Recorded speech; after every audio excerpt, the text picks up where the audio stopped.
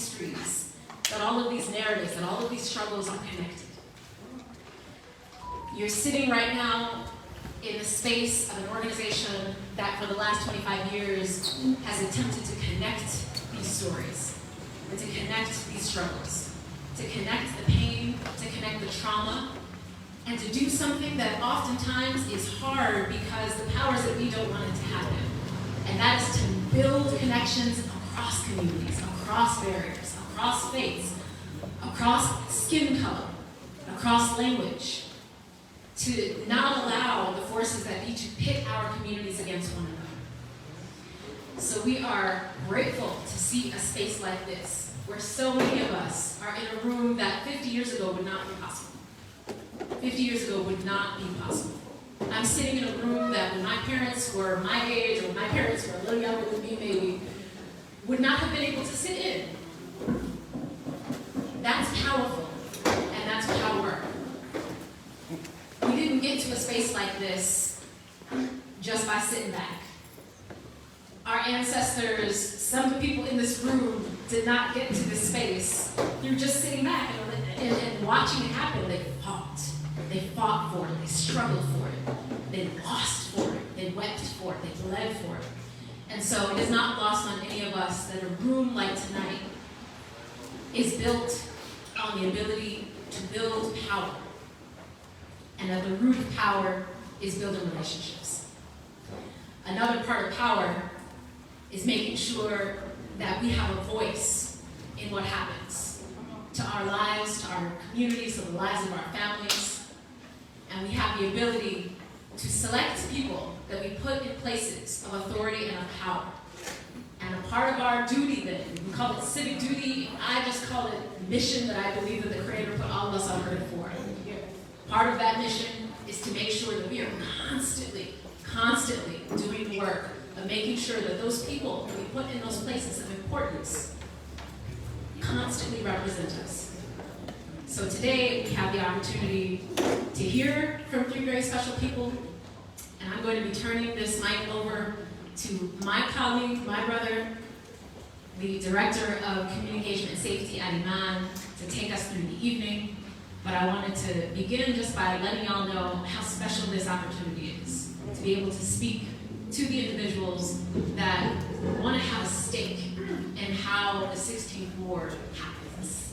So thank you for being with us, and may the rest of the evening be blessed. Good evening. My name is Taki Thomas. As she said, I am the Director of Community Engagement and Safety here at Iman, the Inner City Muslim Action Network. And I would like to first, before we get started, thank you all for coming here tonight. I want to personally thank you all for coming here tonight because it is a complete honor for us to hold this historical event in this space, which is actually your polling place, come February 28th. This is the first, but this is not the last time we will hold an event like this.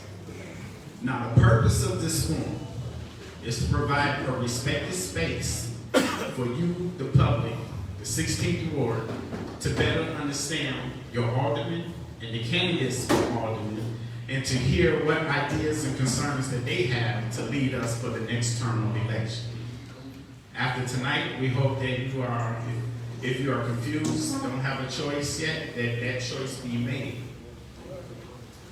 First, I would like to introduce our incumbent alderman, Ms. Tony Folks. Where's she at? All right, give it up for her. Sorry, Ms. Tony. Ms. Stephanie Coleman.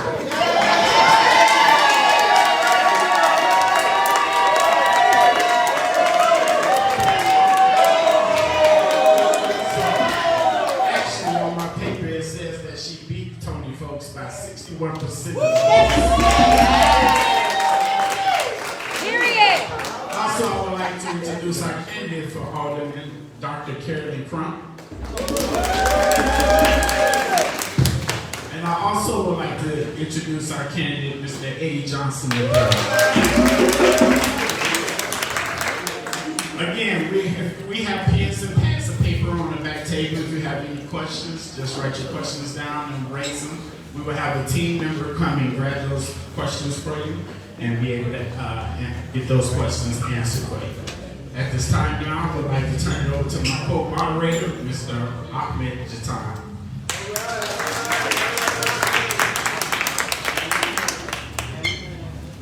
Assalamu alaikum. Welcome and good evening, everybody. Again, my name is Ahmed Jatan. I'm the interim director of organizing and advocacy here at UMass.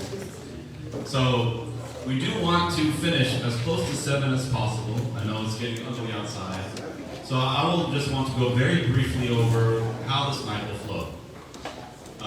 Again, we will hear from the 3 candidates. We will start off with an opportunity for each of them to give their introduction, opening statement, 2 minutes each. After them, we prepared some questions, and each of the candidates will have an opportunity to answer those questions again with 2 minutes each. Chelsea, who's sitting at the front, one of our community health workers at EMAD, will have a 1-minute warning and a 10-second warning as well for all the candidates, and we do ask all the candidates to respect that time. Again, for those who have not had an opportunity and already getting some questions submitted, at the back you will see these yellow notepads to be able to submit some questions, and we will try our best to answer those questions or synthesize them as we come along common themes so that the candidates will be able to respond to those. Again, thank you in advance to the candidates and to the audience for keeping this a respected place and for maintaining the decorum here. The goal here is to be able to hear where these candidates stand. As an organizer, you know, sometimes it's good, actually very often it's good to hear the differences so we can actually make a decision across those differences as well, and to be able to do that in our respected space. So, without further ado, I'll give the candidates an opportunity to give their opening statements of 2 minutes, and we will start with the incumbent, Stephanie Coleman.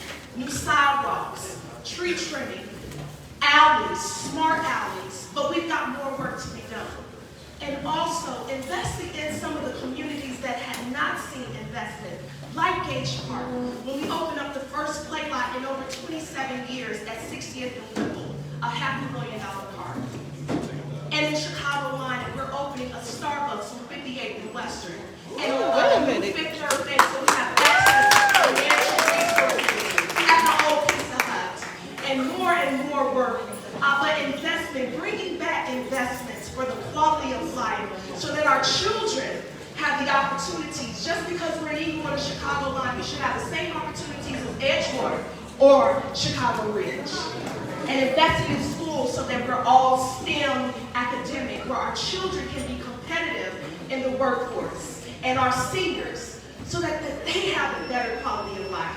I am Alderman Stephanie Coleman.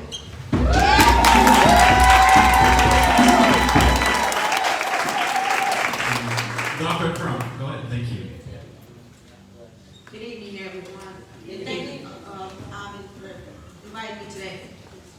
Hello, I'm Dr. Carolynn Crump, and I'm running for Alderman in the 16th Ward. I am the 5th generation to live in the 16th Ward. My family has been here since the 1850s, which was once called Junction Grove. I am currently the 4th generation to live in my family's home, which has been in the family since 1894. I am running for Alderman for a reason and a purpose. your vote. I am, first of all, I'm a survivor of gun violence. I'm a Chicago police officer for 23 years and ongoing. I'm the third generation of Chicago police from both my mother and my father's side. I have a bachelor's degree, 2 master's degrees, one in sports management and the other one in business administration, and I have a doctorate in business administration. And I'm going to utilize my educational skills and my career skills to help build the Inglewood community.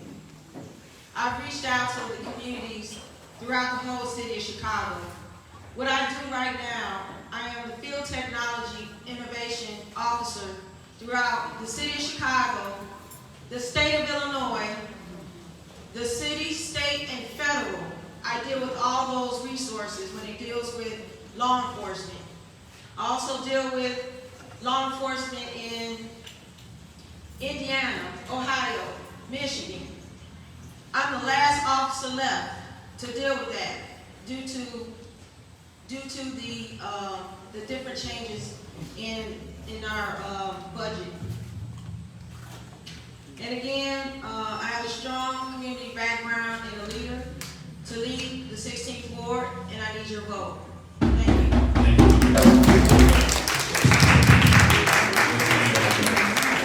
Hi, good evening. My name is Eddie Johnson. Come on, y'all, get this. Seriously, but I'm a CPS educator. I'm the executive director of Antioch Community Social Service Agency, the non-for-profit arm of Antioch Missionary Baptist Church. Look, I'm a resident. I walk my dog to the gas station. I walk my dog to the park. I catch the green line on Ashland, where you can barely stand at the bus stop because of the bird fetus is so bad. Okay? In the summertime, I'm the person that cleans up these vacant lots because of the fly dump. I'm the person that helps provide summer employment to young people. Charles McKenzie. Some people will come to Antioch Missionary Baptist Church and play open gym basketball to get off the streets. I'm the person that does that. Now guess what? I'm not going to come here and exaggerate and mislead you and say I've been doing everything in the 60th Ward for the last 4 years. Not going to do that. I'm going to be honest.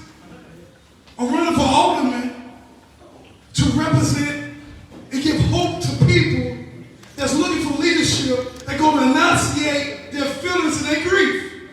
That's why I'm running. I'm going to speak up, I'm going to stand up. Why Save a Lot is in our community. How can this happen? That's why I'm running. We waiting right now to know if they're coming or not. Enough is enough. We need someone that's going to speak up for us, regardless of what it is, regardless of what it takes. That's why I'm running. I'm running because in the summertime, I can't sit on my porch. How many of you live in the 16th Ward for real? That's why I'm running. This is serious business. My daughter lives in this community. Plus 40, 54 for Eddie, okay? I love you, man.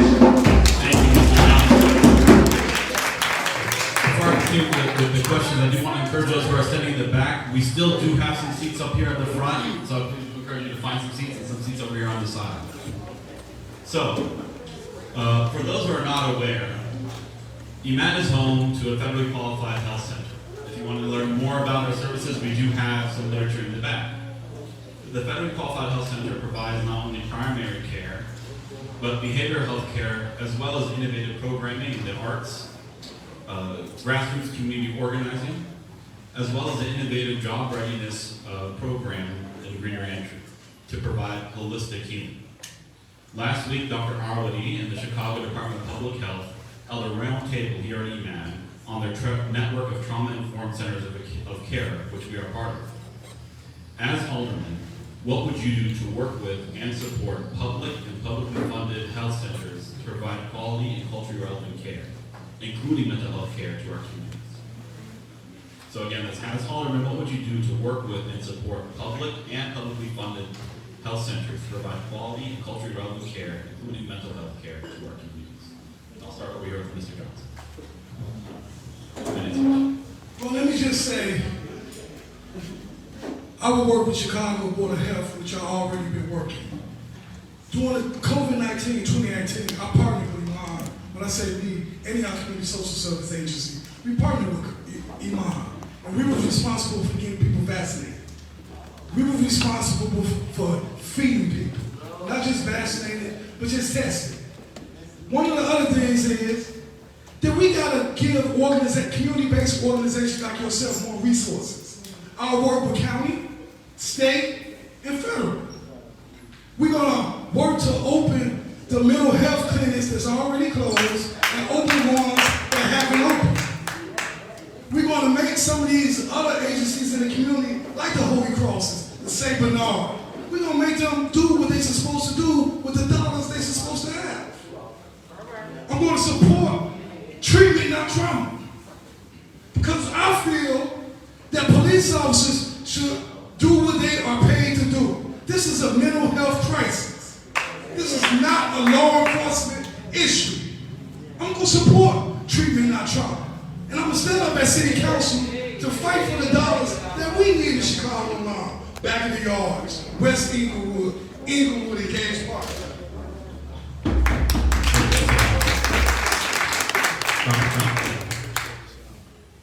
Healthcare is very important.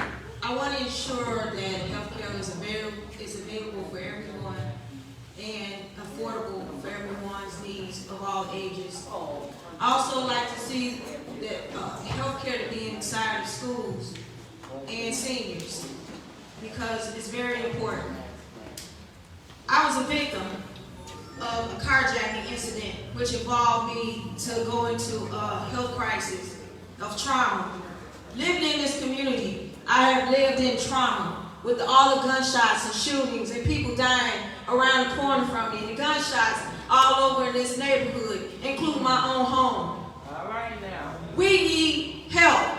Yes.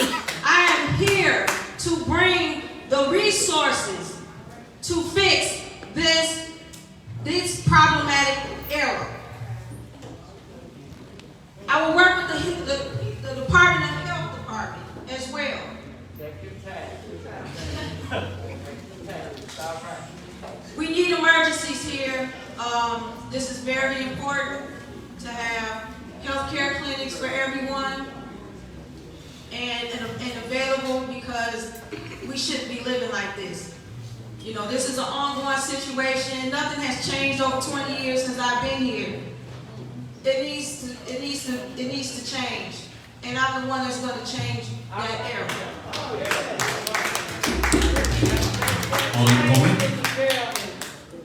When the pandemic hit our community, just so that everyone knows, the 16th Ward, we were one of the first testing sites on 52nd and Ashland because of our advocacy in May of 2020 on the southwest side to serve 60609, 2136, 29 area codes. And that funding then went to organizations like UNAM and others. When St. Bernard had to make a decision to turn their paternity ward, to close their paternity ward to address COVID, I was right there advocating for more resources for St. Bernard when they were considering closing their doors.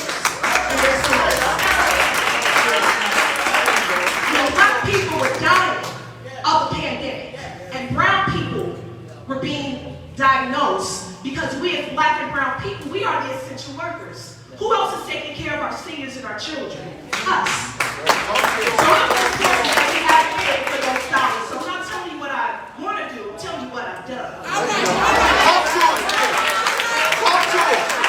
stood on the front line in the pandemic with SEIU when the nurses and the healthcare workers went on strike because we found that they were not being paid equitably. Black and brown people. Yes. SEIU is the largest employer of the 16th Ward, with who are members of SEIU in this room, including two of my opponents. Thank you all for the endorsement, by the way. And as a member of the subcommittee, as a member of the Committee on the Health and Human Relations Committee, because the administration before us closed for mental health so that we can address the trauma, because we all know that mental health is real, and it's in our communities. And these are people that have problems, are not criminals. And we need to give those officers the training to address mental health issues.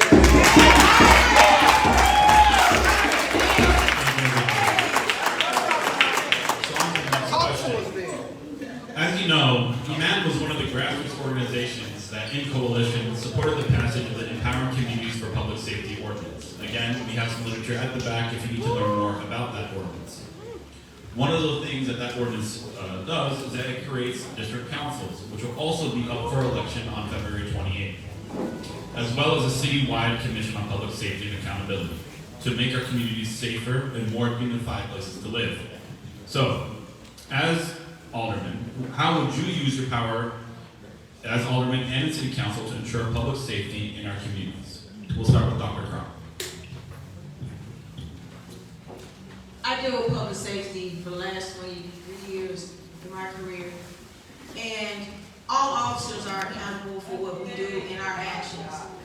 So, public safety is to serve and protect the community, not to lock people up just because that's not what I was trained to do. We are here to help serve and protect the communities with community policing and to ensure that safety is within our neighborhoods. When it comes to the police council, I welcome you because this is new and it's very interesting, and I will accept what is going on because I actually recruited quite a few people to join the police council as well. So I will work diligently with people of the police council, the police department, as well as the constituents and other stakeholders dealing with the issues of police accountability. Alderman Coleman. I was one of the 37 votes for the Empowering Communities Through Public Safety Ordinance. You all, I have a problem when the Fraternal Order Police protects their members like Jason Van Dyke, when he murdered Laquan McDonald and shot that young black man 16 times like a dog, which was one of the inspirations for this ordinance, because public safety starts with community, and it starts with building relationships with our officers and with accountability. Now, our officers do serve and protect us. We have some of the best in the 7th District, in the 8th District, and in the 9th District, and I believe that there are more good than bad. But when these members come, we know that we have an extra layer of accountability. So I have personally been on a tour discussing what ECPS means and how important these district council members are, and how Chicago, we are the first in the nation to ever have an ordinance of this kind. Not even New York or LA County will have this layer of accountability so that we can build partnerships. That's how we're addressing public safety. By getting to know our beat officers, by having our commanders, when we're meeting with our commanders either quarterly or monthly. But I want to also just say this, and this is outside of this. When FOP gets involved in this office, there's a problem, because there's another agenda. So every voter in here, regardless if you live in the 16th ward or not, I want you all to look and vet out the candidates that are FOP endorsed. Because there is another agenda, and what we intended for this ordinance,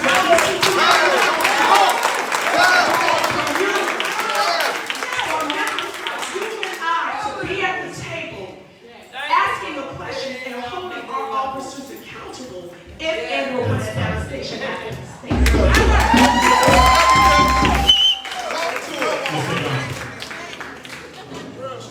Let me just say this. I've been an SCI Local 73 members for over 20 years. The reason I was endorsed because they don't want to speak up. That's number one. Number two, I'm not a member of FOP. We had an ordinance on the table. the Anitra Young ordinance that failed in city council.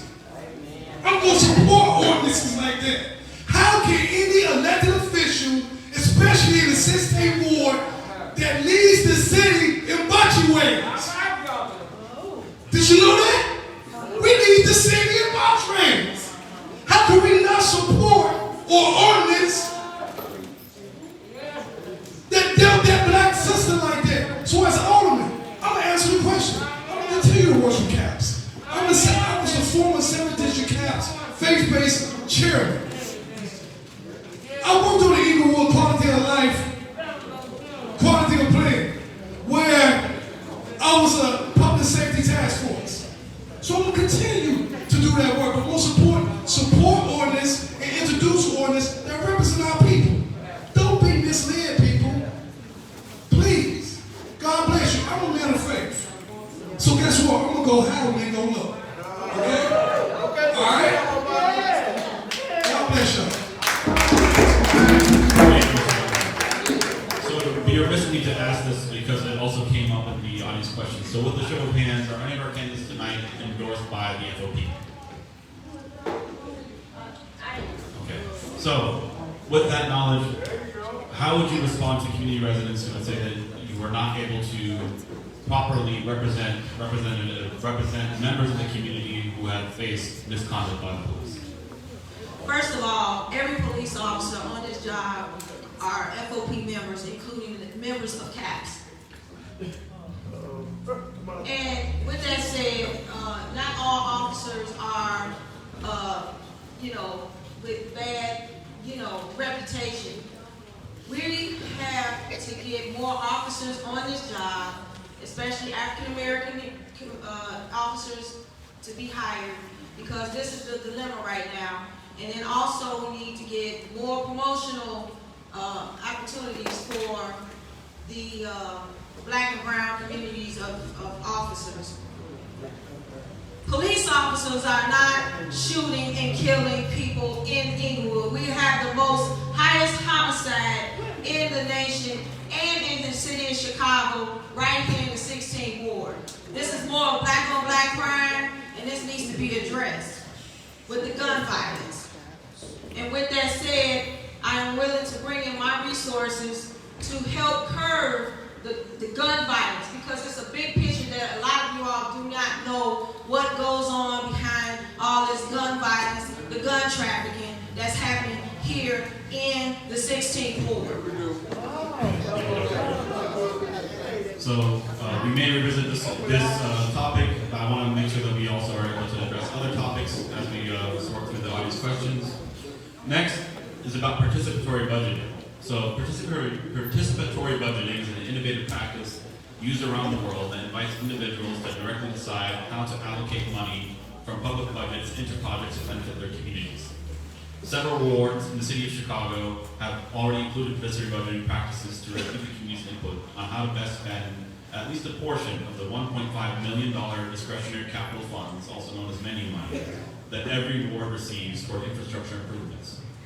If elected, how would you support implementing participatory budgeting in the 16th ward? Or would you support, sorry.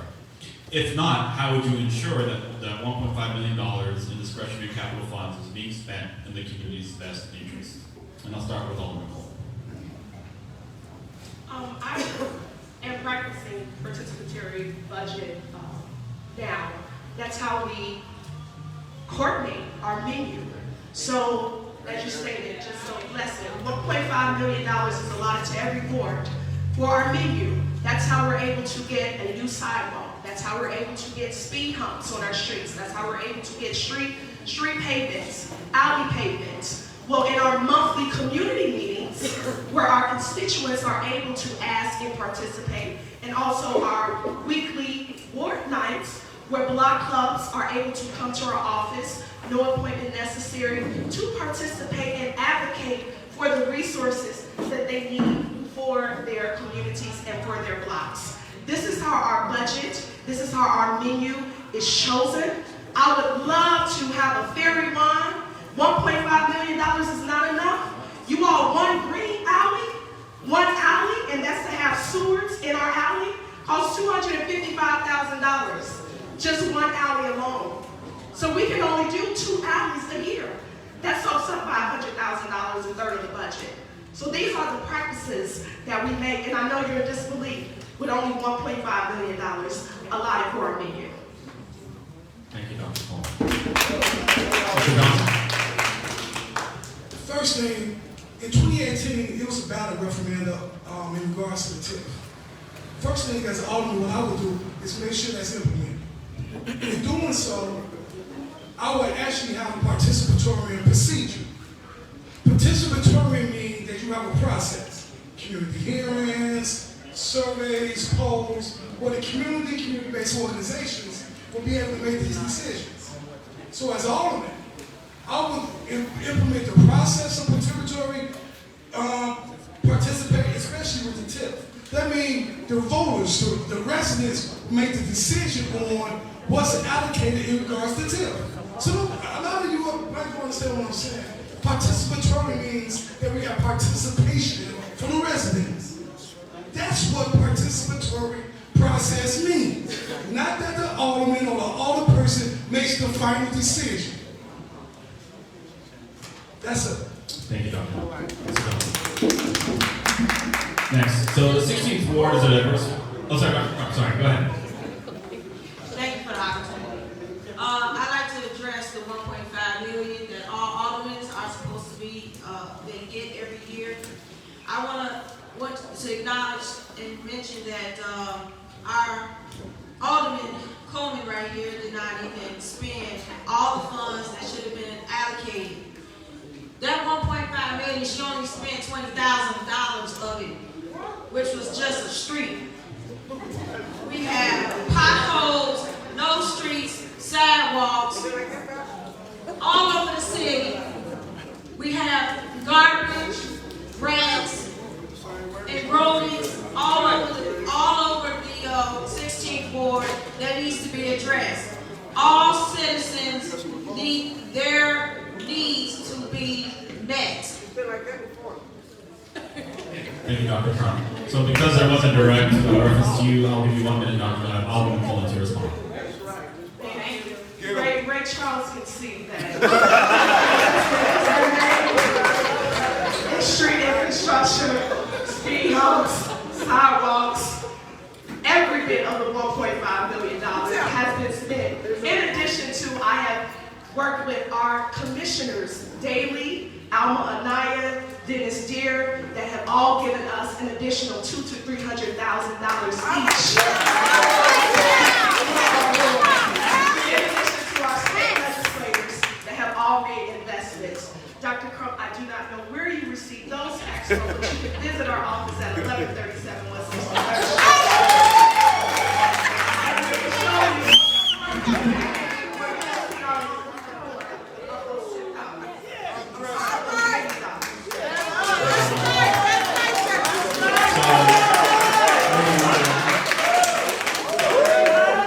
The 16th ward is a diverse ward spanning the neighborhoods of Chicago Lawn, Inglewood, Gage Park, New City, and West Inglewood. Even in this room, we have those who identify as Black, Arab, African, Latino, and many other ethnicities and backgrounds, who speak English, Spanish, or a number of other languages. With the recent news of the proposed refugee relocation on 71st Pulaski, which is nearby here, that also has another dimension of the diversity that may be entering this neighborhood. So, as alderman, what would you do to ensure that you're properly representing every member of our ward, not just a particular community or neighborhood? Dr. Crump? I believe in equal opportunity for everyone. I deal with all nationalities, ethnicities. I've traveled all over the world. I've been to Spain, Portugal, France, China, and the Middle East, Bahamas. So I have a great relationship dealing with different ethnicities and their needs and wants. So I have no problem dealing with their problems and issues, and I will address them. Thank you, Dr. Crump. Mr. Johnson? Yeah, so I would create a community advisory council that could consist of 5 representatives from the community that speak these diverse languages. But number one, we actually need to look at the Chicago public schools. We need to ask for more bilingual education in these schools, because we got young people coming from all over, and now we understand that from Woodlawn, we got migrants. But they put in right in the midst of it in these schools. And that language barrier needs to be supported. I'll also fight for more dollars for community-based organizations like yourself to have that support for these people. That's what I would do. Alderman Coleman. About 4 weeks ago, there was a nuisance found on 58th and Artesian in the black and brown, on a black and brown block. And it's the cultural sensitivity that we have to address right now that's happening. We were able to work with the Committee on Human Relations to do some sensitivity training for that block and for that neighbor. When a little black boy asked his mother, will I be hung? Because he saw 2 ropes hanging off the tree next to his house. Unidos somos más. United, we are more. The 16th ward is made up of African American, now 66%. We have a 33% Latino population and about a 0.2% of other meaning Caucasian and Asian. And I want to say this again, Unidos somos más. United, we are one. I want to create a culture that does not promote divisiveness amongst black and brown people. We're all in this thing together. We all want safer streets, homeowners. We want our children to have the best quality education. We want our parents to have the best quality of life so that we can take care of them. We all want better streets, better infrastructure. That's what it causes, and that's what it means to bringing our communities together.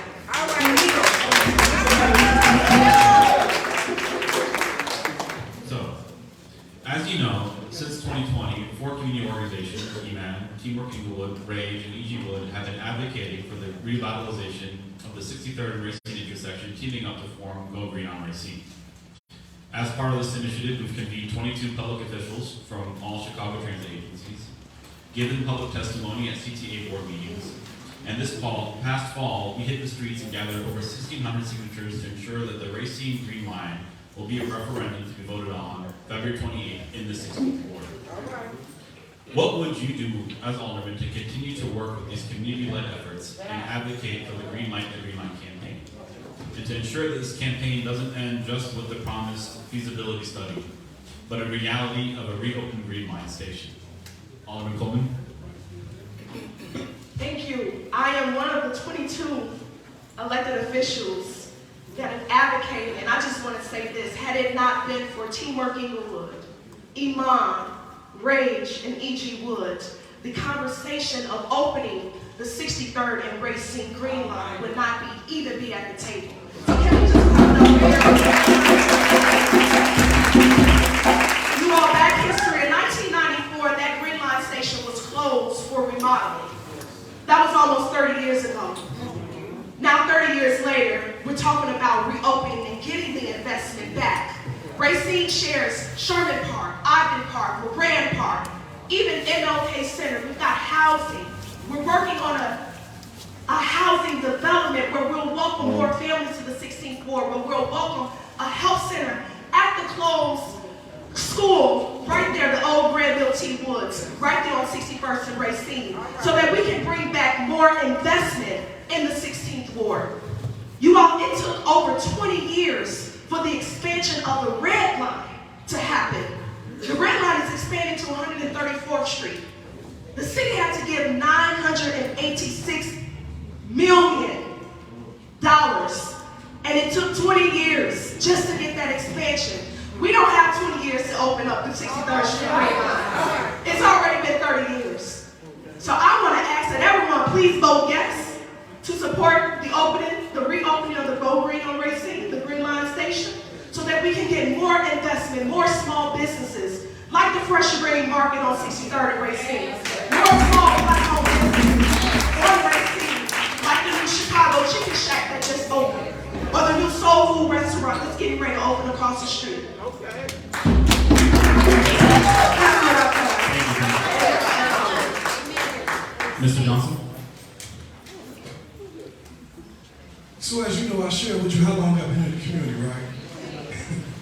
So the 63rd and Racine Green Line is an example of having elected officials that don't speak up. Not just the Green Line, but we had a grocery store on 62nd and Hall Street that was supposed to close down due to the reopening of the King College. It never happened. It never happened. So the most important part is CTA is requiring two variable factors that's going to be required for this not to be a theory, for this to be a real thing. In the last couple of years, really in the last 20 years, the population has dropped. That's number one. That Loomis to Morgan corridor, businesses are gone. So as an alderman, I will work with City Council and Department of Planning to have a co-op sponsorship to bring businesses back in the community. Have a housing plan where people living in and around, they're going to need transportation. These are the tangible things that we have to be honest and not understand. These are not sound bites. I signed the petition for it to open. But also in 1998, as a teenage boy, stood with community leaders that was fighting to get it open, and it was an elected official in place that they supported. I'm saying we need a voice, y'all. We need a voice. We don't need sound bites. We know what's wrong with our community. 63rd and Ashley, who catches the L on 63rd and Ashley Green Line? Let's clean that up 2 days out of the week with a power washer. 63rd and Halsey have storefronts that's been vacant since they reopened that and redid that. We got to put the work in. We got to have a voice. How are we going to come to the table and talking about opening 63rd and Racine when we can't even keep up 63rd and Halsey, 63rd and Ashley? That's time. Dr. Crump? Opening up the 63rd Street Racine Green Line is a very good project, and I do support that. However, we do need to clean up all the riffraff around the areas of the CTA areas with the people who are dealing with drugs, drug users, and things of that nature. They need help. There's drug trafficking, sex trafficking within those boundaries.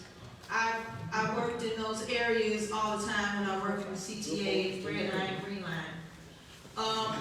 What I would like to do is to work with the community, and I will work with the community, to help build the 16th Ward. We're living around too many abandoned houses, vacant lots that need to be utilized. Too many houses that could have been restored, but they've been demolished. And this whole area has become, on one side of the area, it has become haunted houses. Nobody wants to come over here because that contributes nuisance to the community. We need a safe haven place, and I'm willing to enforce that. So this has been brought up by the candidates and also is one of the most common themes coming across from the audience as well. And I do want to notice we are running short on time. I want to make sure that we have time for closing statements from the candidates. So, what will you do to address the abandonment that we mentioned of stores, buildings, and schools and vacant lots on our neighborhood blocks? In Greenwood alone, we have over 600 abandoned and vacant residential and commercial properties. And if you can, what we plan, can you give us specific concrete actions you will take within your first 100 days, 180 days in office to address this issue, to make sure that to encourage equitable and community-led development in our region? And I'll start with Mr. Johnson. First of all, I will speak against the Curry Shot Block bill. Mansell. It is unfortunate. Alderman did not speak up on behalf of the indigenous people that live in these communities. They supported selling land to the half of the people that's lost it due to unfair scavenging sales. That's number one. When I say this, hear me good. Developers and community-based organizations was able to buy vacant lots for $1. And the people that's here in the community, that's indigenous to the community, got to pay 10% market rate. We got to speak up. That's unfortunate. Number two, we use the reparations committee. We have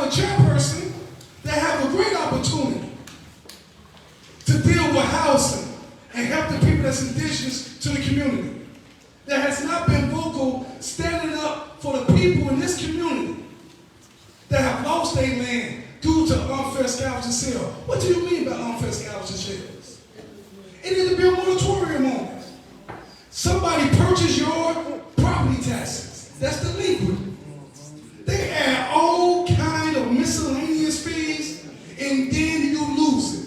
If I could pay $3,200 today, what make you think I can pay $7,500 next year? And I'm a senior, unemployed. The household median income in 16th Ward is less than $35,000. This is the stuff that we got to use this voice, this seat, to speak against. Again, I'm going to be that voice. Thank you. We'll go right now to the line, Dr. Crump. According to Bureau of Labor Statistics, the median income is $25,000, and it has been like that for over 20 years. And with that said, we have to help get our youth, our adults, to get a job, a career, and help them improve in their income status. By doing so, I would be willing to help them get job training and educational training of their choice or vocational shops. Going to the vacant land, I live next door to vacant land. I was able to get the vacant land by doing my homework and research through tax sales. I had one for annual sale, scavenger sale, over-the-counter sale, and then also Cook County Land Bank. And I didn't want to acquire all this vacant land. I had closed it off just to stop the nuisance. However, for me to have a great credit score, I cannot get a bank loan. And that's not fair because of the situation we have here.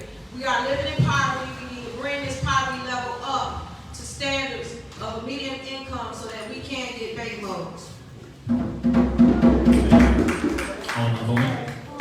I believe the question was, what are the community land initiatives for the 600 commercial vacancies that shares the 16th Ward? And I'll just add. Commercial residents is generally around vacant lots, but yes, that was Yes. yes. So not only is it 600 commercial vacancies, but there are over 1,700 vacant lots, city-owned, in the new 16th Ward that we've inherited by way of the 6th Ward, the 20th Ward, the 17th Ward, and some of the 15th Ward. So I have a challenge, and I need everyone's help. The only way to heal the land is by owning the land. But in order to own the land, we've got to have resources to buy the land. Now there is another agenda for our community. Inglewood, you can get downtown in 15 minutes, and you can get to the airport in 15 minutes. Sometimes 12, depending on if you take 59th and 63rd Street. So I promote for homeowners to buy their vacant lots by the block. However way it is, whether it's through the ANLAP, the adjacent lot program, if it goes through the Shy Block Builder, which we supported by paying 10% of the appraised value, meaning if that lot was $7,000, you could purchase that lot for $700. So that an outside developer would not be able to purchase your lot on your lot and build anything they wanted to. I did support that for homeowners in our communities to get those lots at a discounted rate. And we were the only office, I was the only alderman on the south side that held 2 community trainings where I brought the Department of Planning and Development to my office to help with the application process so that our community can heal our land by owning our land and working with community organizations and getting our commercial corridors back, like 63rd Street and 63rd and Racine by way of Iman, like the vote, we got the Brain Fresh Market. Thank you all. So we have past the 7 o'clock mark. I don't want to spend too much time longer, but I do have one last question before closing statements. And I'll kind of combine because 2 populations that have come in through the questions that people were concerned about is 1, young people, and 2, the elderly, especially those who are also living with disabilities. So, you know, as alderman, How will you ensure that Next those time, y'all don't residents need to host, have a biased forum. as I'm on one the of the first person, ones as a that's up person here to ask you what that, you how wanna will you ask. ensure that the residents of 64 Ask what you living wanna with ask. disabilities are properly Biased taken forum, care of? man. Bye. Bias. Bye, y'all ass. It's a biased forum. So we're gonna maintain the quorum in here? Shut up. Biased forum. Thank you. So for young people and the elderly, especially those living with disabilities, Dr. Crump. It's very important to deal with the elderly and people with disabilities and the youth. During my candidacy for alderperson, I was locked out of the elderly buildings. And I went to every building so that I could do a meet and greet and was denied because our current alderman has that on lockdown. Going to the people with disabilities is very important because it's very important because I've come across several people with disabilities who needs help. There was a citizen that I came across, her son was shot in a wheelchair, and she's still waiting months for the current alderman to get a wheelchair ramp and still haven't received it. Lastly, when it comes to the youth, it's very important for our youth to get educated and have a leeway and get leisure and recreational activities so they can stop throwing bricks and trashing up people's houses and carjacking people. We need to give them a better way to live their lives.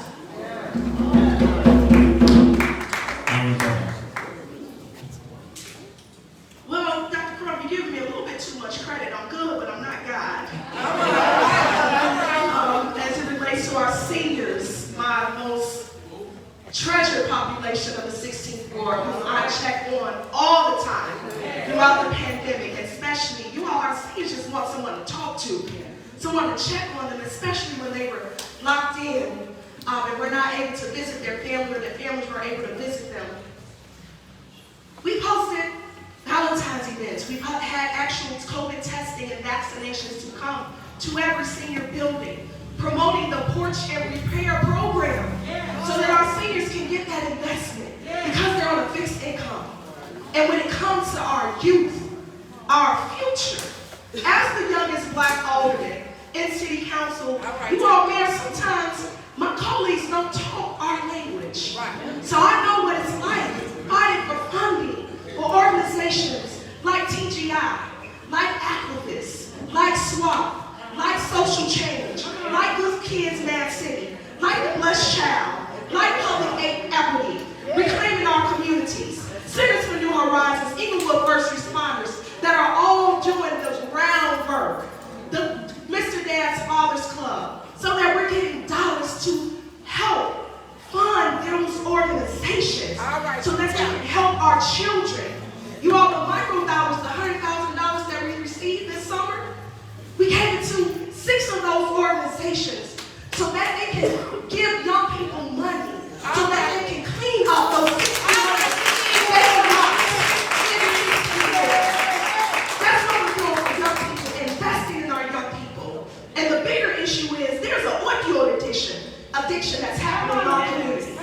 And had it not been for organizations right here on 63rd and Artesian, where we had a store shut down. That's time. May I just say, shut down because they were selling fentanyl by way of Blink on the corner right now.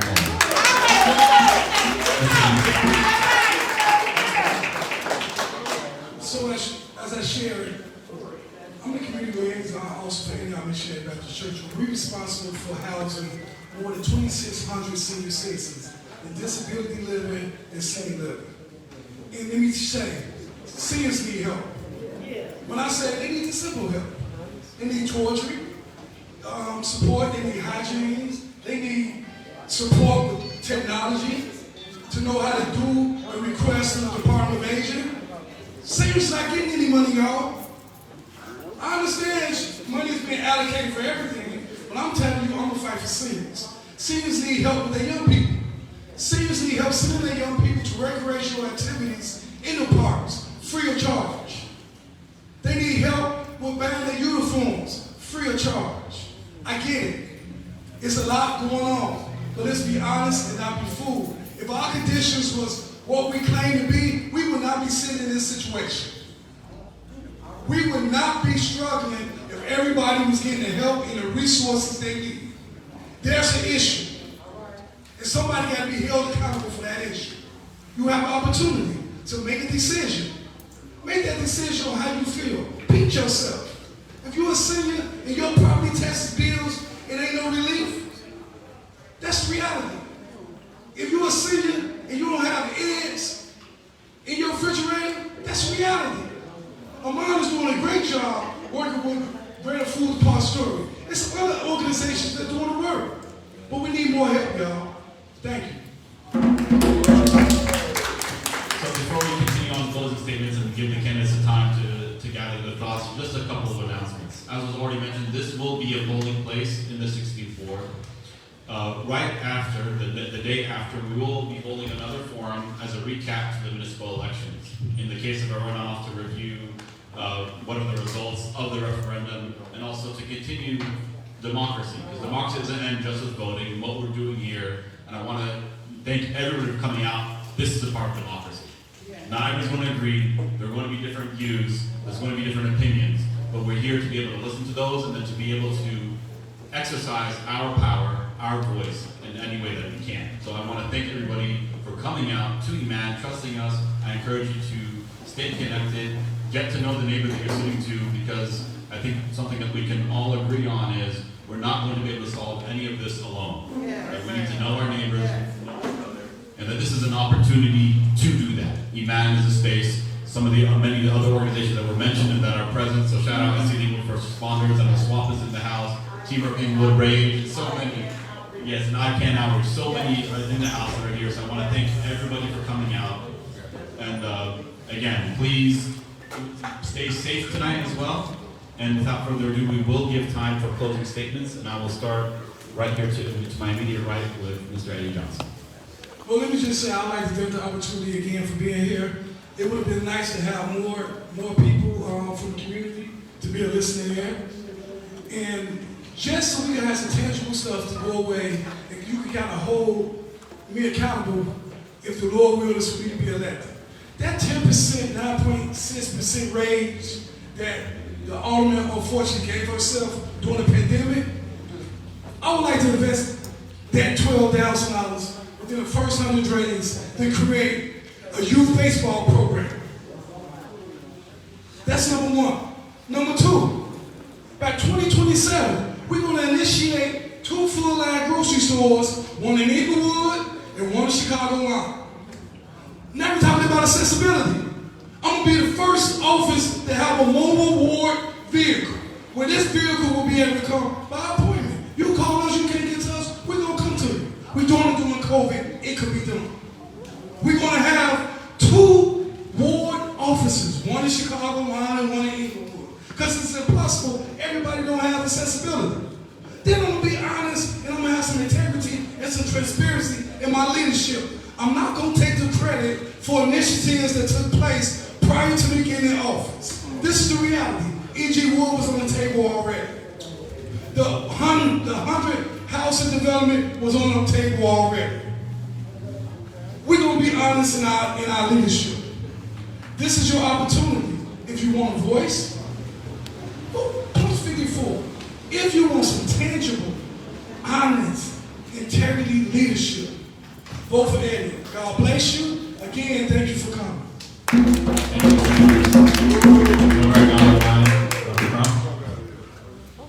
Thank you for the opportunity. I'm honored for me to be here tonight for the forum. Thank you for listening. I am Dr. Crump, and I'm running for Alderman in the 16th Ward, and I need your vote. I'm a very loyal, honest, and experienced leader that will incorporate change, because right now we're going through a brain drain situation, whereas nothing has been changed, and it's like a Band-Aid. You try to fix something, it's always broken, and it's going to continue to be broken. We also are going through a broken windows theory, whereas there's nothing but broken glass everywhere. We need to fix this, and I am willing to help ensure that by putting in my teams in transparency. Again, thank you for your time. and vote for Dr. Carolynn Crump. I'm number 1 on the ballot. Punch 51. Okay, And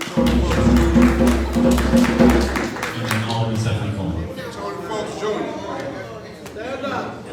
It's 12 days. I solicit your prayers, I solicit your support, but I need your vote so that we can continue on the work of investing in the 16th ward. Unlike both of the candidates who have both been political opportunists that have run for several offices in our community, I have stayed focused right here.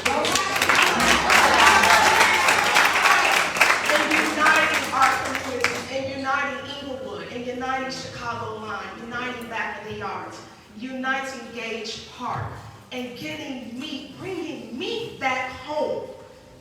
Investment starts with fighting and advocating. And if you all knew the battles with this current administration of what it takes and how I'm fighting against that grocery store that they're trying to place in our community. And how we're pushing to move dollars to 63rd and Racine so that we get that Green Line station open. And then how we're pushing dollars to 63rd and Western so that we get another grocery store open, like the Jewel Hospital that we had that closed. When they closed the store, that's our first step. So again, help us continue on the work of investing in our community, of getting the quality education, of getting the investments in our schools, especially schools like Earl, Morrell, Claremont Academy, Nicholson, homes on 55th and Morgan, where one side of the boiler, the one side of the school is cold and the other side is too hot, so our children can't even think logically. That's right. These are the challenges that are happening. This is the real life that's happening in the 16th ward, but only together. And it takes community, it takes government, it takes our faith-based leaders, it takes our community leaders, and it takes each and every one of you for us to bring home investment. God bless you. Thank you.